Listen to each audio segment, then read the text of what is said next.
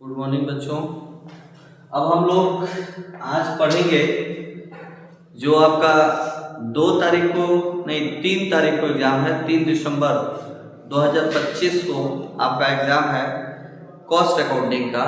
उसमें एक चैप्टर है कॉन्ट्रैक्ट कॉस्टिंग है। तो बेसिकली ये न्यूमेरिकल का चैप्टर, लेकिन इससे भी क्वेश्चन पूछे जाते हैं और उम्मीद है कि जो है 5-7 क्वेश्चन जो है इस चैप्टर से आ सकते हैं। तो इस चैप्टर में जो भी संभावित क्वेश्चन हो सकते हैं उन क्वेश्चन को इसमें इस लेक्चर में सम्मिलित किया गया है। लगभग 35-36 क्वेश्चन हैं। वीडियो थोड़ा लंबा हो सकता है, लेकिन अगर आपको पूरा चैप्टर कंप्लीट पढ़ना है तो पूरा वीडियो देखना पड़ेगा, अंतिम तक जो है पढ़ना पड़ेगा। तो आइए शुरू करते हैं कॉन्ट्रैक्ट कॉस्टिंग। थोड़ा सा 2 मिनट समझ लेते हैं कि कॉन्ट्रैक्ट कॉस्टिंग क्या होता है। देखिए, कॉस्टिंग कई तरह का होता है। यूनिट कॉस्टिंग पढ़ा आपने, प्रोसेस कॉस्टिंग पढ़ा, जॉब कॉस्टिंग पढ़ा, बैच कॉस्टिंग पढ़ा। उसी तरह से कॉन्ट्रैक्ट कॉस्टिंग भी होता है। यानी कि जब व्यक्ति किसी दूसरे व्यक्ति से बड़ा काम, लंबे समय तक चलने वाला कार्य करवाता है तो वो इसके अंतर्गत आता है। ठीक है, आइए पहला क्वेश्चन देखते हैं। पहला ही क्वेश्चन है contract costing is a specialised form of, यानी कि ठेका लागत किसका विशिष्ट रूप है। पहला ऑप्शन है प्रोसेस कॉस्टिंग, दूसरा है जॉब कॉस्टिंग, तीसरा है यूनिट कॉस्टिंग और चौथा है बैच कॉस्टिंग। देखो बच्चों, आपका जो है प्रोसेस कॉस्टिंग वहां पर यूज होता है जहां पर वस्तुएं जो है कई प्रोसेस में बनती हैं और प्रत्येक प्रोसेस का जो फाइनल प्रोडक्ट होता है वो अपने आप में फिनिश गुड होता है।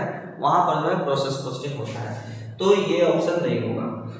ठीक है, दूसरा है जॉब कॉस्टिंग। जॉब कॉस्टिंग वहां किया जाता है जहां पर जो है जब हमको ऑर्डर मिलता है, जिस रूप में ऑर्डर मिलता है तो हम काम करते हैं। जैसे फोटोकॉपी कराना है, फोटोकॉपी मशीन चलाने वाला व्यक्ति जो है जो फोटोकॉपी काम करता है वो किस में आता है, जॉब कॉस्टिंग के अंतर्गत आता है। उसी तरह से कॉन्ट्रैक्ट कॉस्टिंग भी कोई व्यक्ति पहले से कार्य करके नहीं रखता है, जब कॉन्ट्रैक्टर को कार्य मिलता है तभी वो काम करता है। तो इस तरह से जॉब कॉस्टिंग का ही एक क्या है, विस्तार है आपका कॉन्ट्रैक्ट कॉस्टिंग। अगला क्वेश्चन यहाँ एक्सप्लेनेशन में लिखा हुआ है। दूसरा क्वेश्चन है ठेके में वो विशिष्ट धारा जो ठेकेदार को सामग्री श्रम लागत में मुद्रास्फीति के कारण बढ़ी हुई कीमतों का दावा करने का अधिकार देती है कहलाता है। इंग्लिश में पढ़ देते हैं, the specific clause in a contract that empower the contractor to claim increase price due to inflation in a material labour cost is called. यानी कि ये कॉन्ट्रैक्ट में प्रश्न ये कह रहा है कि यदि एक बार कॉन्ट्रैक्ट तय हो गया लेकिन कार्य चूंकि इसमें लंबे समय तक चलता है, ठेका कार्य क्या होता है, लंबे समय तक चलता है, 4 साल 5 साल 10 साल तक भी चलता है। अब जैसे मान लिया कोई बड़ा सा ब्रिज बनाना है, ठीक है, तो वो ब्रिज ऐसा नहीं है कि 1 महीने 2 महीने या 6 महीने में बन जाए, तो उसमें कई वर्ष लगते हैं। इस दौरान जो है लेबर कॉस्ट या मटेरियल कॉस्ट बढ़ सकता है और आमतौर पे बढ़ भी जाता है। तो क्या है, वो कौन सा क्लॉज होता है जो उसमें लिखा गया होता है जिसकी वजह से अगर मटेरियल कॉस्ट बढ़ जाए और लेबर कॉस्ट बढ़ जाए तो वो कॉन्ट्रैक्ट प्राइस का हिस्सा बन जाता है। मतलब कि कॉन्ट्रैक्टी जो है वो पैसा कॉन्ट्रैक्टर को देने के लिए बाध्य होगा। ये आपका प्रश्न है। पहला ऑप्शन है कॉस्ट प्लस क्लॉज या कॉस्ट प्लस कॉन्ट्रैक्ट भी इसको कहते हैं। दूसरा है एक्सक्लेशन क्लॉज, तीसरा है रेस्ट्रिक्शन क्लॉज और चौथा है पेनल्टी क्लॉज। देखिए, पेनल्टी तब लगता है जब हम कुछ गलती करते हैं। ठीक है, कमरा बड़ा बनाना तो छोटा बना दिया, है ना, बर्चा दूसरी तरफ लगाना तो जंगला दूसरी तरफ खोल दिया। रिस्ट्रिक्शन क्लॉज में जो रिस्ट्रिक्शन होता है ये दोनों नहीं होगा, तो कौन सा होगा, देखिए 2 होता है, एक कास्ट प्लस कॉन्ट्रैक्ट होता है और एक escalation clause. Cost plus contract पे आगे क्वेश्चन मिलेंगे तो वहीं पे हम चर्चा कर लेंगे। करेक्ट आंसर क्या होगा, बी एक्सक्लेशन क्लॉज। यानी कि देखिए नाम से ही पता चल रहा है वृद्धि, यानी कि अगर लेबर और मटेरियल की कॉस्ट में वृद्धि होती है तो कॉन्ट्रैक्टर को वो बढ़ा हुआ पैसा पाने का अधिकार होता है, अर्थात वो अपने कॉन्ट्रैक्ट के कॉस्ट में उसको सम्मिलित कर सकता है। नेक्स्ट क्वेश्चन है,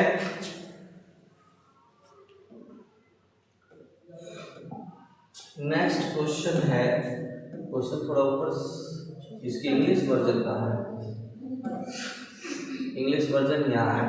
work certified is valued at, work certified is valued at, यानी वर्क सर्टिफाइड का वैल्यूएशन किस पे किया जाता है? ये बड़ा हो गया, ठीक है। प्रमाणित कार्य का मूल्यांकन किस पर किया जाता है? पहले तो यही जानिए कि प्रमाणित कार्य क्या होता है, फिर आप जानिएगा कि प्रमाणित कार्य का मूल्यांकन किस पर होता है। देखिए, ठेका होता है, आपने देखा होगा, रोड बनता है, ठीक है। तो रोड बनता है तो बहुत दिन तक गिट्टी डाल के छोड़ दिए होते हैं, फिर उसके बाद जो है फिर उसमें मिट्टी डाल के बहुत दिन तक छोड़ देते हैं, फिर उसके बाद जो है अगला प्रोसेस होता है, तब जाके रोड कंप्लीट होता है। कभी आप देखते हैं कि 1 किलोमीटर तक कंप्लीट हो गया है, लेकिन आगे जो है अभी कहीं गड्ढा खोदा जा रहा है, तो कहीं गिट्टी डाली जा रही है, तो कहीं मिट्टी डाला जा रहा है, मतलब अलग अलग प्रोसेस होता है। तो जो कॉन्ट्रैक्टी का आर्किटेक्ट होता है वो आकर के चेक करता है कि कितना कार्य जो है जैसा कहा गया था उसके अनुसार हुआ है और कितना कार्य उसके अनुसार नहीं हुआ। इस आधार पे 2 होता है, एक होता है सर्टिफाइड वर्क। सर्टिफाइड वर्क उस वर्क को कहा जाता है जो कॉन्ट्रैक्टी का आर्किटेक्ट जितने कार्य के लिए सर्टिफिकेशन दे देता है, और अनसर्टिफाइड वर्क से कहते हैं कि work done but not certified, यानी कि कार्य कंप्लीट हो चुका है लेकिन आर्किटेक्ट ने अभी उसके लिए सर्टिफिकेशन नहीं दिया। हो सकता है थोड़ा बहुत उसमें कोई काम बाकी हो, हल्का फुल्का फिनिशिंग का काम बाकी हो, इस वजह से उसने सर्टिफिकेशन नहीं दिया, लेकिन कार्य वो भी हुआ। Work done but not certified is called work uncertified, और certified work are those work which are certified by architect, ठीक है। और वो आर्किटेक्ट किसका होता है? कॉन्ट्रैक्टी का होता है। हम लोग आमतौर पर उसे इंजीनियर कहते हैं, है ना, वो आकर के देखता है। तो प्रश्न ये है कि वर्क सर्टिफाइड का वैल्यूएशन किस पर किया जाता है? पहला है कॉस्ट प्राइस, दूसरा है मार्केट प्राइस, तीसरा है कॉन्ट्रैक्ट प्राइस, और डी है मार्केट प्राइस कॉस्ट और market price which is less, यानी कि लागत मूल्य और बाजार मूल्य में दोनों में क्या हो? कम। बच्चों, किसका आर्किटेक्ट आता है? आर्किटेक्ट आता है कॉन्ट्रैक्टी का। कॉन्ट्रैक्टी कौन होता है? जो ठेका दिया होता है, यानी जिसको काम कराना होता है। कॉन्ट्रैक्टर कौन होता है? जो वास्तव में कार्य कराता है। जैसे एग्जांपल के तौर पे मान लीजिए अंशु को एक घर बनवाना है, तो वो स्वयं नहीं बना सकते, उनके पास टाइम नहीं है, जॉब करते हैं। तो फिर इन्होंने क्या किया? अंकिता को दे दिया कि तुम घर बनवा दो। तो अंकिता यहाँ पर क्या होंगी? कॉन्ट्रैक्टर, और अंशु क्या होंगे? कॉन्ट्रैक्टर, ठीक है। ठेका दाता और ठेका प्रदाता, हाँ प्रदाता ही क्या है कुछ, तो समझ में आ गया। तो किस पे? तो कौन आके सर्टिफाइड करता है? सर्टिफाइड करता है आर्किटेक्ट। किसका आर्किटेक्ट? कॉन्ट्रैक्टर का, सॉरी कॉन्ट्रैक्टी का, ठीक है। और कॉन्ट्रैक्टी किस चीज को जानता है? कि जितने में हमने ठेका दिया है उसको लागत से कोई मतलब नहीं है। इसका मतलब पहला ऑप्शन नहीं होगा। मार्केट प्राइस से कोई मतलब नहीं होता है। जब एक बार शर्त तय हो गया, ठीक है, तो उसी रेट पे बनाना है, चाहे मार्केट में जो भी चले, ठीक है। तो किस पे होगा? Contract price. करेक्ट आंसर यही। आगे बढ़ते हैं। लिखा है, क्वेश्चन यहाँ है, work uncertified is valuate. Work uncertified, work uncertified कैसे कहते हैं अंकिता? वो कार्य जिसके लिए अभी आर्किटेक्ट ने सर्टिफिकेट नहीं दिया, कार्य हो चुका है लेकिन सर्टिफिकेशन नहीं हुआ, उसे हम कहते हैं वर्क अनसर्टिफाइड। हिंदी में कहेंगे अप्रमाणित कार्य। अप्रमाणित कार्य का मूल्यांकन किस पर किया जाता है? ठीक है, अप्रमाणित कार्य का मूल्यांकन बच्चों हमेशा किस पे किया जाता है? कॉस्ट प्राइस पे किया जाता है, क्योंकि इसका संबंध सीधे कॉन्ट्रैक्टर से। अभी तो कॉन्ट्रैक्टिंग के तरफ से कुछ भी रिपोर्ट नहीं मिला, तो लागत पर किया जाता है। आगे बढ़ते हैं। अगला क्वेश्चन है, retention money is equal to, ठीक है, रिटेंशन मनी किसके बराबर होता है, यानी कि प्रतिधारण राशि किसके बराबर होता है, रिटेंशन मनी। पहला ऑप्शन है work certified minus work uncertified, work certified minus work uncertified. दूसरा है contract price minus work certified. देखिए कॉन्ट्रैक्ट प्राइस कुछ और होता है, जैसे जैसे कार्य होते हैं वर्क का सर्टिफिकेशन होता रहता है। सी है work certified minus payment received. और चौथा ऑप्शन है नन ऑफ द एबव। इसमें कौन सा ऑप्शन सही है, देखिए क्या पूछा है, रिटेंशन मनी यानी प्रतिधारित राशि, work certified minus payment receive. अब ये होता क्या आपके मन में आ रहा होगा सर ये क्या होता है, थोड़ा इसको एक्सप्लेन कर दीजिए। जैसे होता यह है कि जितने का वर्क सर्टिफिकेशन मिलता है उतना कॉन्ट्रैक्टिव पेमेंट नहीं करता।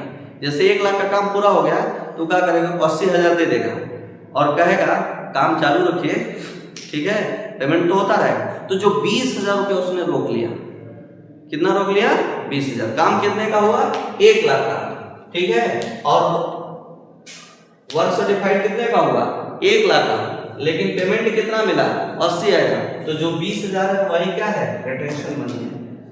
उम्मीद है समझ गए होंगे। आगे बढ़ते हैं। लिखा है if the work complete is less than 25% the contract price, यानी काम जो है 25% से कम हुआ, कॉन्ट्रैक्ट प्राइस से के 25% से कम हुआ, the profit credited to profit and loss account. यानी प्रश्न ये है कि यदि कार्य टोटल कॉन्ट्रैक्ट प्राइस के 25% से कम हुआ, यानी जैसे मान लो कॉन्ट्रैक्ट प्राइस 1 लाख रुपए का तो काम 24,000 का हुआ है ना। तो इस कंडीशन में क्या कुछ प्रॉफिट जो है प्रॉफिट एंड लॉस अकाउंट में भेजा जाएगा कि नहीं भेजा जाएगा।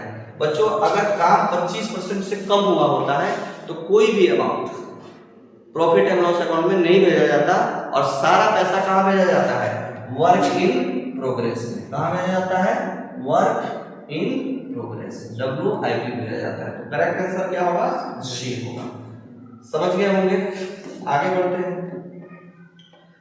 ये जब PDF बना है तो क्वेश्चन क्या हो गया, घसक गया, ठीक है, एक एक पेज पे बना है वर्ड, और जब PDF बना है तो इधर उधर हो गया। लेकिन इसका एक फायदा भी है। क्या फायदा है, अगर पूरा पूरा पेज होता तो ये वाला और ये वाला जो प्रचार सामग्री लगा हुआ है वो ऊपर नीचे हो जाता। अब क्वेश्चन के बीच में दिखा है, ठीक है। आइए देखते हैं question number 7।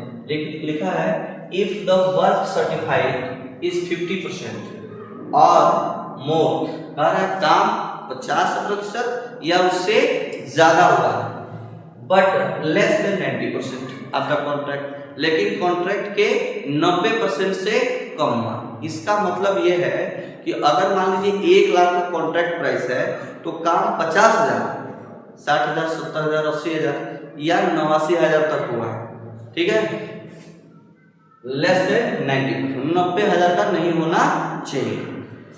The contract price, the profit transfer to be profit and loss account. तो प्रॉफिट एंड लॉस अकाउंट में कितना भेजा जाएगा। बच्चों इसका नियम है, नियम ये है कि देखो अगर काम आपका 25% से कम हुआ, कितना हुआ है, 25% से कम, तो कोई भी पैसा प्रॉफिट एंड लॉस अकाउंट में नहीं भेजा जाता है, कोई अमाउंट ट्रांसफर नहीं होता। अगर काम जो है 25% से लेके और 50% के बीच में हुआ है तो प्रॉफिट का 1/3 भेजा जाता है और 2/3 जो बचता है वर्क इन प्रोग्रेस में चला जाता है। अगर काम जो है 50% से लेके 90% तक हुआ है, कहाँ तक, 50 से 90 तक, तो 2/3 प्रॉफिट का 2/3 प्रॉफिट एंड लॉस अकाउंट में और 1/3 जो है वर्क इन प्रोग्रेस में भेजा जाता है। तो इसमें कौन सा आंसर सही है, क्वेश्चन का था ये था ना, ठीक है, तो कौन सा आंसर सही होगा, आइए देखते हैं। पहला ऑप्शन है 1/3, तो ये तो खारिज हो गया। 2/3 into notional profit into cash receive upon work certified, यानी बी ऑप्शन आपका क्या होगा, सही होगा। ठीक है बच्चों, समझ गए? आगे बढ़े। अगला क्वेश्चन है the cost of material lost or stolen from the contract site is, यानी ठेका स्थल से कोई मटेरियल चोरी हो जाता है या खो जाता है, तो इसका क्या उपचार है? आप जरा बताइए। हमने आपको बताया था कि जो लॉस होता है वो दो तरह का होता है, एक होता है एबनॉर्मल लॉस और दूसरा होता है नॉर्मल लॉस। तो चोरी होना एबनॉर्मल में आता है कि नॉर्मल में आता है? अतुल जी किस में आता है, नॉर्मल में आता है कि एबनॉर्मल में आता है? चोरी एबनॉर्मल में आता है। और मैंने आपको बता रखा है कि कोई भी एबनॉर्मल चीजें जो होती हैं वो कॉस्ट का हिस्सा नहीं होती। ठीक है, यानी अगर चोरी हुआ तो इसके लिए कॉन्ट्रैक्टी जिम्मेदार नहीं है, बल्कि कौन जिम्मेदार है, कॉन्ट्रैक्टर, और उसे ही ये लॉस बियर करना पड़ेगा। तो इसमें कौन सा ऑप्शन सही होगा? पहला ऑप्शन है debited to contract account, B option है credited to contract account and debited to profit and loss account. देखो बच्चों, यहाँ पर प्रॉफिट एंड लॉस की बात कर रहा है। प्रॉफिट एंड लॉस किसका होगा? कॉन्ट्रैक्टर का होगा, यानी कि जो चोरी का नुकसान है वो कहाँ जाएगा? प्रॉफिट एंड लॉस अकाउंट में। और एंट्री होगी loss on theft debit to contract account, वहां से हो जाएगा। अब फिर कॉन्ट्रैक्ट अकाउंट को जो है क्रेडिट कराएंगे, बंद करेंगे उसको, और प्रॉफिट एंड लॉस अकाउंट को डेबिट कराएंगे। तो करेक्ट आंसर आपका कौन सा होगा? डी। आगे बढ़े। अगला क्वेश्चन है which accounting standard deal with the construction contract in India, Bharat में कौन सा लेखा मानक निर्माण ठेकों से संबंधित है? ठीक है, तो इसका सही उत्तर है बच्चों 7। ठीक है, सही उत्तर क्या है? Accounting standard 7। अकाउंटिंग स्टैंडर्ड 7 यही जो है कॉन्ट्रैक्ट को देखता है। वो भी कॉन्ट्रैक्ट कई तरह के होते हैं, इसमें पूछा है कि जो कंस्ट्रक्शन से संबंधित है, ठीक है, वो उसके लिए कौन सा अकाउंटिंग स्टैंडर्ड है? जिसके लिए अकाउंटिंग स्टैंडर्ड 7। अगला क्वेश्चन है cost plus contract is usually entered into when, यानी कि कॉस्ट प्लस कॉन्ट्रैक्ट आमतौर पर किया जाता है जब कॉस्ट प्लस कॉन्ट्रैक्ट, मतलब यह है जैसे आप जाते हो सामान खरीदने तो कहते हो कि कुछ प्लस करके ले लीजिए, ऐसे करके बोलते हो ना, तो जो प्लस बोलते हो वो प्रॉफिट होता है, जो प्लस बोलते हो क्या होता है? प्रॉफिट होता है। तो यहाँ पर कॉन्ट्रैक्टिंग कॉन्ट्रैक्टर से ये कहता है कि देखो भाई काम कराओ, जो भी खर्चा आएगा उस खर्चे पर एक निश्चित प्रतिशत प्रॉफिट ले लेना। अगर इस तरह का एग्रीमेंट किया जाता है तो उसे कहा जाता है कॉस्ट प्लस कॉन्ट्रैक्ट। ठीक है, लागत कितनी आएगी? देखो ये जितने भी सरकारी टेंडर होते हैं, कॉन्ट्रैक्ट होते हैं, ये सब कॉस्ट प्लस कॉन्ट्रैक्ट और एक्सक्लेशन क्लॉज इन दोनों के साथ ही होते हैं। ठीक है, कॉस्ट प्लस कभी कभी नहीं रहता है, लेकिन एक्सक्लेशन क्लॉज तो सब में रहता है। इसी की वजह से भ्रष्टाचार होता है, इसी की वजह से क्या होता है? भ्रष्टाचार होता है। क्यों? क्योंकि काम जितना डिले करोगे, जब डिले करोगे तो मजदूरी बढ़ेगी, मटेरियल की कॉस्ट बढ़ेगी, और जब बढ़ेगा तो कॉन्ट्रैक्ट की प्राइस भी क्या होगी? बढ़ेगी। तो सरकारी ऑफिसर क्या करते हैं? घूस लेते हैं, और घूस लेकर के जितना रेट बढ़ा होता है लेबर वगैरह का, उससे कहीं ज़्यादा बढ़ा करके जो है कॉन्ट्रैक्टर को पेमेंट कर देते हैं। ठीक है, इसीलिए जो काम, अब जैसे एक सरदार सरोवर बांध है, ठीक है, नेहरू ने उसका उद्घाटन किया था और मोदी ने जो है उसको बनवाया, इतने दिन तक चला। अब इतने दिन में जो है लागत क्या हो गई होगी? बढ़ गई होगी। अब जब काम बहुत जल्दी करा दोगे तो जितना आपने तय किया उतने में हो जाएगा, लेकिन अगर काम को लंबा खींचोगे, पहले की सरकारों में क्या होता था? लंबे समय तक काम को खींचा जाता था, इसलिए क्योंकि कमीशन थोड़ी उसमें ज्यादा होगी। तो फिलहाल में छोड़िए इन सब बातों को। कास्ट प्लस कॉन्ट्रैक्ट का मतलब क्या हुआ? कुछ लागत जितनी आएगी वो और प्लस प्रॉफिट। तो कर आमतौर पर तब किया जाता है जब कॉस्ट इज इजिली आइडेंटिफिएबल, यानी कि लागत आसानी से पहचानी जा सकती है। जब लागत आप पहचान लोगे तो कास्ट तो वैसे ही तय हो जाएगा। तो इसका मतलब ये ऑप्शन नहीं है, ठीक है, ये ऑप्शन नहीं है।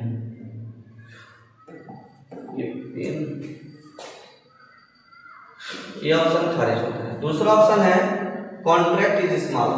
जब कॉन्ट्रैक्ट स्मॉल कॉन्ट्रैक्ट उसे कहते हैं जो विद इन 1 ईयर कंप्लीट हो जाए, उसे छोटा कॉन्ट्रैक्ट कहा जाता है।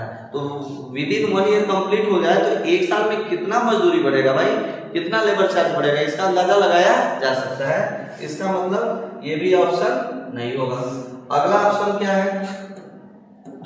अगला ऑप्शन है cost is not accurately estimated in advance, यानी लागत को सही तरीके से पहले से अनुमान नहीं लगाया जा सकता है। तो बच्चों कॉस्ट प्लस कॉन्ट्रैक्ट वहीं पे अप्लाई किया जाता है जहां पर लागत पहले से सही निर्धारित नहीं किया जा सकता है। तो कौन सा ऑप्शन सही होगा? सी ऑप्शन सही होगा। और मैं बता दूं ये लंबे जो कॉन्ट्रैक्ट, बड़े कॉन्ट्रैक्ट होते हैं, बड़ा कॉन्ट्रैक्ट उसे कहते हैं जो मोर देन 1 ईयर चले, एक अकाउंटिंग ईयर से ज्यादा समय तक कार्य होते हैं तो उसे बड़े कॉन्ट्रैक्ट करते हैं। अब मान लीजिए 10 साल बाद क्या मजदूरी होगा कोई कैसे बता सकता है? 5 साल बाद मटेरियल का रेट क्या होगा कैसे बता सकता है? अगले साल चावल का रेट क्या होगा ये पहले से तय करना मुश्किल है, ठीक है, तो वहां पर ये किया जाता है। अगला क्वेश्चन है notional profit is calculated as, यानी कि देखो कॉन्ट्रैक्ट तो चल रहा है, अभी काम कंप्लीट नहीं हुआ तो नेट प्रॉफिट या नेट लॉस नहीं निकाल सकते। लेकिन चूंकि कॉन्ट्रैक्टर को प्रतिवर्ष प्रॉफिट एंड लॉस अकाउंट बनाना होता है तो उसे देखना होता है कि जो हमारे कई सारे कॉन्ट्रैक्ट चल रहे हैं उस कॉन्ट्रैक्ट में हम प्रॉफिट में है या घाटे में है। तो एक जो है एस्टिमेटेड प्रॉफिट कैलकुलेट किया जाता है, उसी को हम कहते हैं नोशनल प्रॉफिट या काल्पनिक लाभ। वो एस्टिमेशन पे आधारित होता है। तो प्रश्न ये कह रहा है कि एस्टिमेशन किया कैसे जाता है। तो आइए पहला ऑप्शन लिखा है कि value of work in progress minus cost of work in progress. दूसरा ऑप्शन है value of work certified minus cost of work certified. Value of work certified minus cost of work certified. C option है contract price minus total cost. और D option है cash receive minus cost incurred. इसमें कौन सा option सही है? देखो बच्चों जब तक आपको पैसे ना मिल जाए, काम कंप्लीट ना हो जाए तब तक प्रॉफिट नहीं लिया जा सकता है ना। और पैसे मिलते तब हैं जब कॉन्ट्रैक्टर का आर्किटेक्ट वर्क को क्या कर देता है, सर्टिफाई कर देता है। तब आप रसीद लेके जाते हो, देखो भाई तुम्हारा ही आदमी है ना, उसको मैंने चेक करवा लिया है, कमीशन खिला दिया, उसने वर्क का सर्टिफिकेशन दे दिया, अब हमें पैसे दे दो, ठीक है। तो कौन सा ऑप्शन सही होगा? वैल्यू ऑफ वर्क सर्टिफाइड, यानी कि जितना वर्क सर्टिफाइड हुआ है minus cost of work certified, यानी कि जितना का काम पूरा हुआ, मैंने बताया 1 लाख रुपया का काम पूरा हुआ, 1 लाख का हमें सर्टिफिकेशन मिल गया, हम गए कॉन्ट्रैक्टर के पास और कहे भैया 1 लाख रुपया हमें क्या करिए आप दे दीजिए, 1 लाख रुपया मुझे मिल गया। अब मैं चेक करूंगा कि इस 1 लाख को कराने में मेरा खर्चा कितना लगा, है ना। तो माना कि खर्चा लगा 90,000 रुपये, तो ये खर्चा तो मुझे ही पता है ना। तो जो प्रॉफिट होगा कैसे निकलता है? सेलिंग प्राइस माइनस कॉस्ट, यही होता है। तो यहाँ पर क्या होगा? वर्क सर्टिफाइड जितने का काम हुआ 1 लाख रुपए का, और उसको बनाने में कितना खर्चा आया 90,000, तो 10,000 रुपया जो निकला वही हमारा नोशनल प्रॉफिट या एस्टिमेटेड प्रॉफिट होता है। और इसी एस्टिमेटेड प्रॉफिट का 1/3 2/3 प्रॉफिट एंड लॉस अकाउंट में भेजा जाता है। जो ऊपर आपने क्वेश्चन में देखा ना, पूछ रहा था कि कितना भेजा जाएगा, तो जब काम 25% से लेके 50% के बीच हुआ होता है तो कितना भेजा जाएगा? इस 10,000 का 1/3। अगर काम 50% से ज्यादा हुआ होता तो इस 10,000 का कितना 2/3, ठीक है। आगे बढ़े,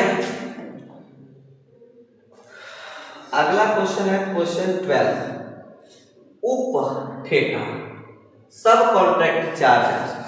ये उप ठेका क्या होता है? जैसे मान लो सपोज है कि मैं बिल्डिंग बनाने का ठेका लेता हूँ, ठीक है। तो बिल्डिंग बनाने का ठेका लेता हूँ तो बिल्डिंग में क्या क्या लगता है, सीमेंट लगता है, बालू लगता है, गिट्टी लगता है, पेंट लगता है, दरवाजे लगते हैं, लकड़ी का काम होता है, बिजली का काम होता है, सब होता है कि नहीं होता है। अब जो कॉन्ट्रैक्टर है क्या वो सारा काम करता है? नहीं, वो बिल्डिंग बनाने का काम करता है। और जब बिल्डिंग बन जाती है तो जो वायरिंग का काम है वो किसी अन्य व्यक्ति से कराता है, किसी अन्य को ठेका दे देता है कि तुम बिजली का काम कर देना। फर्नीचर का काम है, जो जंगला और मान लीजिए दरवाजा वगैरह लगाने का काम है, वो भी किसी अन्य व्यक्ति को दे देता है। तो जब कोई व्यक्ति स्वयं ठेका लेकर के उसमें से किसी और को कुछ कार्य करने का ठेका दे देता है तो जो दूसरा व्यक्ति उसको प्राप्त करता है उसी को हम सब कॉन्ट्रैक्ट कहते हैं। फॉर एग्जाम्पल, मान लीजिए अंशु ने कॉन्ट्रैक्ट लिया बिल्डिंग बनाने का और उसमें से पेंटिंग का काम जो है मान लीजिए जया को दे दिया, ठीक है, पेंटिंग का काम करने के लिए। तो जो जया को काम दिया वो सब जो है कॉन्ट्रैक्ट कहा जाता है। क्या कहा जाता है? सब कॉन्ट्रैक्ट। अब बताइए कि जो इन्होंने पेमेंट किया जया को पेंटिंग करवाने का, तो क्या ये बिल्डिंग की कॉस्ट में जुड़ेगा कि नहीं जुड़ेगा? जुड़ेगा ना, ठीक। तो खर्चे किस साइड में लिखे जाते हैं? डेबिट साइड में लिखे जाते हैं। इसलिए किधर किस में दिखाया जाएगा? डेबिट साइड में लिखा है डेबिट टू कॉन्ट्रैक्ट अकाउंट। आगे का ऑप्शन कोई पढ़ने की जरूरत नहीं है, यही हमारा करेक्ट आंसर है। आगे बढ़ते हैं। समझ में आ रहा है भाई? जी सर। क्यों अंकिता कुछ ज्यादा ही समझ रही? ठीक, समझ में आ रहा है बेटा? अतुल जी? जी सर। जया? पता? ठीक है, समझ में आ रहा है। अगला क्वेश्चन है इन कॉन्ट्रैक्ट कॉस्टिंग, यानी कि कॉन्ट्रैक्ट कॉस्टिंग के अंतर्गत work in progress consist of, ठेका लागत में कार्य प्रगति पे है में शामिल होता है। यानी कार्य प्रगति पे आप लोग रोड पे जाते हो, कंस्ट्रक्शन होता रहता है तो लिखा रहता है go slow work in progress, लिखा रहता है कि नहीं? हिंदी में लिखा रहता है कष्ट के लिए खेद है, कार्य प्रगति पर है। यानी वर्क इन प्रोग्रेस उसे कहा जाता है जिसमें कार्य का कुछ हिस्सा हो चुका है और कुछ हिस्सा बाकी है, ठीक है, उसे बोला जाता है वर्क इन प्रोग्रेस। अब पहला ऑप्शन है ओनली वर्क सर्टिफाइड। अरे भाई, वर्क सर्टिफाइड उसका होता है जो काम कंप्लीट हो चुका होता है, ठीक है, ये ऑप्शन नहीं होगा। लिखा है वर्क ओनली वर्क अनसर्टिफाइड, यानी कि वह काम जिसका अभी सर्टिफिकेशन नहीं हुआ है। सी ऑप्शन है work certified plus work uncertified. और डी ऑप्शन है मटेरियल एक्साइड, ये मटेरियल एक्साइड से कोई मतलब नहीं है। तीन ऑप्शन है, एक है work certified plus work uncertified, और ऊपर कौन सा ऑप्शन दिया था? वर्क सर्टिफाइड और फिर वर्क अनसर्टिफाइड। कौन सा सही होगा? जल्दी से बताइए, जब तक हम पेन ले रहे हैं आप बताइए। सी? अच्छा, चलिए मान लेते हैं। कौन सा सही होगा? सी होगा। वर्क इन प्रोग्रेस में सबको सम्मिलित किया जाता है। अगला क्वेश्चन है क्वेश्चन नंबर 14। बच्चों ऐसा करते हैं ना, 15 क्वेश्चन का एक वीडियो बनाते हैं, फिर 15 का एक और बनाते हैं, उसका 2 पार्ट कर देते हैं। ऐसे काफी लंबा हो जाएगा और आपका 1.5 GB में से आधा GB तो यही खत्म कर देगा, है ना? तो इसीलिए इसको 2 पार्ट में कर दिया जाएगा। आगे बढ़ते हैं। Sale of scrap from contract site is, अगर कॉन्ट्रैक्ट साइट पे कोई स्क्रैप है, स्क्रैप मतलब कबाड़, ठीक है, और कबाड़ की बिक्री हुई तो उससे कुछ पैसे मिलेंगे, तो बताओ वो कॉस्ट की प्राइस हमारा लागत कम करेगा कि लागत बढ़ा देगा? लागत कम करेगा। मान लो कुछ कबाड़ निकल जाता है, उसको बिजनेस कुछ पैसे मिल जाते हैं, तो वो क्या करना चाहिए? घटा देना चाहिए कि नहीं घटा देना चाहिए? पहला ऑप्शन है क्रेडिट टू कॉन्ट्रैक्ट, ठेका खाते में क्रेडिट किया जाता है, ठीक है। दूसरा ऑप्शन है डेबिटेड टू कॉन्ट्रैक्ट अकाउंट। तीसरा है क्रेडिट टू सेल, सेल ये कोई परमानेंट सेलिंग का काम थोड़ी चल रहा है, क्यों? तीसरा ऑप्शन, चौथा ऑप्शन नहीं दिख रहा है, ठीक है। वैसे पहला ही ऑप्शन सही है, चौथा ऑप्शन पे जाने की कोई आवश्यकता नहीं, क्योंकि वो हमारे लिए इनकम है भाई। मान लीजिए कुछ मिल गया कबाड़ सबाड़ से जिसकी उम्मीद नहीं थी, लेकिन मिल गया। कई बार तो उम्मीद रहती भी, जैसे मान लो लकड़ी वाला काम कर रहा है, तो लकड़ी को छिलेगा तो स्वाभाविक सी बात है बुरादा निकलेगा, और वो किलो के भाव बिकेगा 12 रुपये 14 रुपये किलो। ठंडियों में लोग उसको जलाने के लिए अंगीठी में ले जाएंगे, तो उससे जो है फर्नीचर की कॉस्ट क्या होनी चाहिए, कम होनी चाहिए। कह रहा है चौथा ऑप्शन अनदेखा कर देंगे, अनदेखा करेंगे वहां पे दाग तोड़ देंगे सब कॉन्ट्रैक्टिंग। आगे बढ़ते हैं, अगला क्वेश्चन है the degree of completion of work is determined by completing.